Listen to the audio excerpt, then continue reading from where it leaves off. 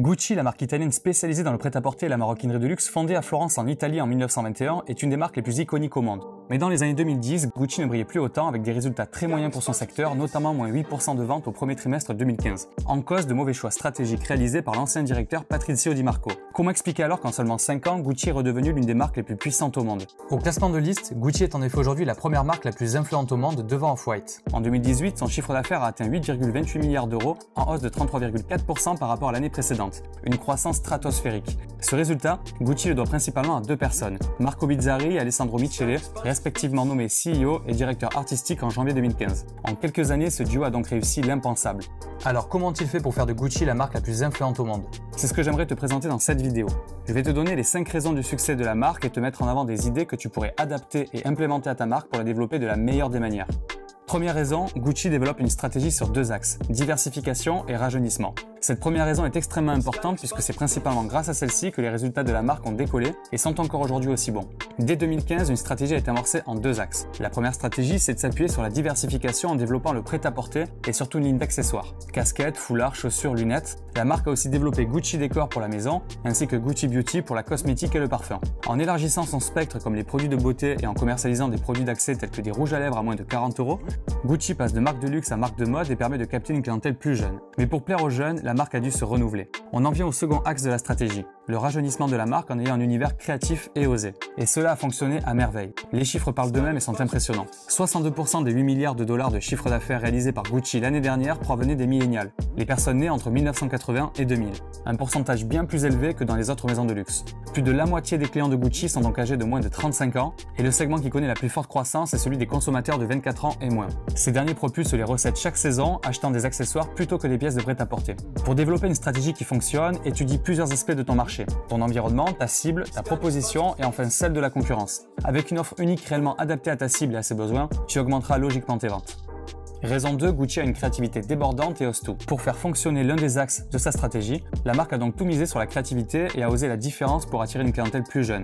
La preuve avec tout ce qu'elle entreprend depuis quelques années. Une campagne au photomontage inspirée par Star Trek, une autre campagne photo pour son rouge à lèvres avec les dents de ses mannequins qui ne reflètent pas les standards de la mode, un essai à la l'ASMR et aux vidéos totalement décalées pour la présentation des baskets Ace, des défilés loufoques avec des mannequins tenant des dragons ou bien leur propre tête coupée entre leurs mains, la dernière collection 2019 Gucci Gothique inspirée de l'univers biblique de l'Arche de Noé, donnant une dimension presque religieuse à son identité. Le parallèle fait entre la religion et les marques cultes, j'en parle d'ailleurs souvent et ce n'est pas pour rien, la preuve une fois de plus. Plus surprenant encore, Gucci invite des artistes ayant littéralement copié la marque, notamment le graffeur Trevor Andrew, alias Gucci Ghost, ou encore Dapper Dan, un styliste basé à Harlem qui est devenu célèbre dans les années 80 pour avoir créé des dessins de contrefaçon de marques de luxe comme Gucci. Là où d'autres marques de luxe auraient sûrement porté plainte contre ces artistes, Gucci les félicite et met en avant leur art à travers des collaborations officielles. Concernant les réseaux sociaux, Gucci réussit à s'approprier les codes d'internet si chers aux millénials. L'utilisation des mèmes avec le TFW Gucci pour le lancement de la nouvelle collection de montres, c'est une manière d'engager rapidement la communauté, de créer du partage et de buzzer. Idem avec la création du programme Guccigram, invitant 26 artistes du monde entier à revisiter l'imprimé floral Gucci Blooms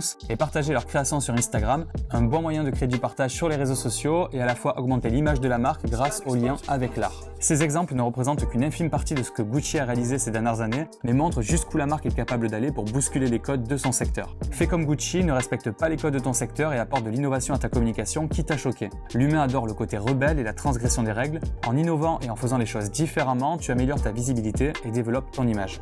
Raison 3, Gucci anticipe les besoins de sa cible et est réellement à son écoute. L'un des facteurs clés de Gucci est l'anticipation des besoins de sa cible. La dernière création de la marque est son Art Lab, une usine futuriste où l'expérimentation artistique se mêle au processus de production. La marque peut alors transformer les idées et les concepts en produits plus rapidement que la concurrence. Gucci a également fait appel à un comité fantôme. Il est composé de membres très jeunes impliqués dans le développement de nouveaux produits pour créer de nouvelles idées. En créant du contenu viral sur les réseaux sociaux qui engage sa cible, comme on vient de le voir précédemment couplé à une veille ultra efficace, Gucci peut avoir un retour plus rapide sur les attentes de ces derniers. La génération des millénials et les suivantes, zappant rapidement, abandonnent aussi plus facilement les produits. Ce type de laboratoire permet donc d'anticiper plus facilement la demande. Lorsque les consommateurs recherchent une gratification immédiate, les marques doivent savoir répondre. Et c'est ce que Gucci arrive à faire mieux que la concurrence. Tu souhaites pouvoir répondre mieux aux besoins de tes clients, alors fais une veille quotidienne sur leurs habitudes, leur manière de vivre et ce qu'ils apprécient, notamment en échangeant avec eux sur les réseaux sociaux ou en boutique. C'est comme cela que tu répondras au mieux aux besoins de ta cible et que tu prendras une longueur d'avance sur la concurrence. Raison 4, Gucci attire en incluant à son ADN ADN des tendances actuelles. Une des raisons évidentes de la hype autour de la marque Gucci, c'est son appropriation de la pop culture mais aussi de la culture hip-hop des années 90, notamment en incluant le streetwear extrêmement tendance ces dernières années.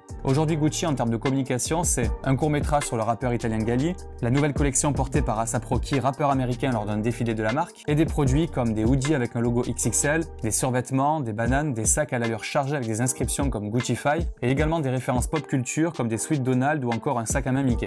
Et pourquoi cela marche? Entre autres car nous sortons d'une période ultra minimaliste et que Gucci est la représentation de la marque maximaliste à outrance, mais aussi et surtout car nous sommes dans une époque où les gens recherchent de la nostalgie avec du nouveau. En effet, c'est une recette qui fonctionne vraiment bien. La preuve avec une autre marque que j'ai récemment étudiée, celle de Virgil Abloh, Off-White. Je t'invite d'ailleurs grandement à voir la vidéo si ce n'est pas déjà fait. Mais à la différence d'Off-White, Gucci utilise cet univers car il y a réellement été lié. Gucci a en effet connu un bref moment de popularité dans le milieu du streetwear dans les années 90, lorsque des rappeurs et des gangs portaient des produits de la marque, du vrai mais aussi de la contrefaçon. Également car Gucci plaît aux jeunes, ces derniers recherchent l'approbation de leur père et souhaitent intégrer une communauté pour se sentir validés. Rien de plus facile alors que de porter un logo aussi gros. Une dernière tendance notable que Gucci épouse, l'inclusivité, autrement dit le souhait de créer une communauté autour de la marque. Plutôt que d'éloigner le consommateur avec l'exclusivité, notamment des images inaccessibles dans le but de susciter leur désir, Gucci s'inspire de la vraie vie et tente d'inclure tout le monde. Des défilés mixtes permettant aux acheteurs et clients de s'approprier facilement la marque, des campagnes valorisant la diversité ou encore des produits plus accessibles comme on a pu le voir avec le cosmétique. Pour attirer, fais comme Gucci. Pars de ton ADN, des fondamentaux de ta marque et rajoute des éléments que ta cible affectionne, notamment des clins d'œil culturels.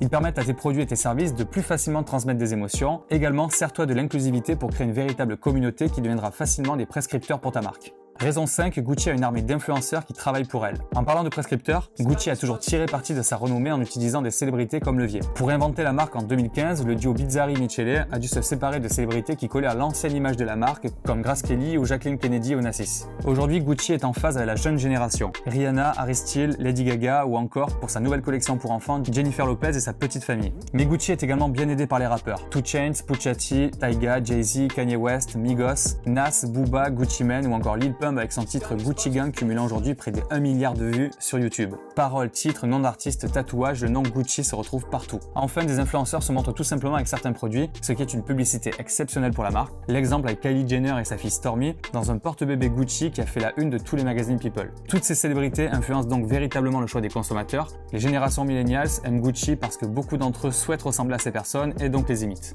Les influenceurs si bien choisis sont une vraie force pour les marques. Tu peux donc te rapprocher de certains d'entre eux que ta cible affectionne pour pouvoir créer un partenariat qui te permettra d'accroître ta visibilité, de développer ton image et donc tes ventes. Grâce à une stratégie de diversification et de rajeunissement, une anticipation des besoins de sa cible, à de la cohérence en termes de contenu, de la créativité, des produits tendances, une armée d'influenceurs pour l'aider à communiquer, Gucci n'a jamais aussi bien touché sa cible et son image n'a jamais été aussi puissante. C'est une vraie recette magique à trouver le duo Bizzarri-Michele pour relancer cette marque iconique. J'espère que cette analyse t'a plu. Si tu souhaites en savoir plus sur les marques à succès et notamment comment elles réussissent, mais aussi des techniques en termes de stratégie et d'image de marque, alors n'hésite pas à t'abonner à ma chaîne YouTube et à me suivre sur Instagram. Tu trouveras tous les liens dans ma description. Cette rentrée, on va continuer à analyser les marques comme je le fais depuis des mois, mais on va un peu accélérer le rythme car je reçois beaucoup de demandes de votre part, d'ailleurs je vous en remercie, et cette liste s'est bien rallongée. Si tu penses à une marque en particulier, n'hésite pas à me l'écrire en commentaire. En attendant, je te dis à très vite, c'était Thibaut, ciao.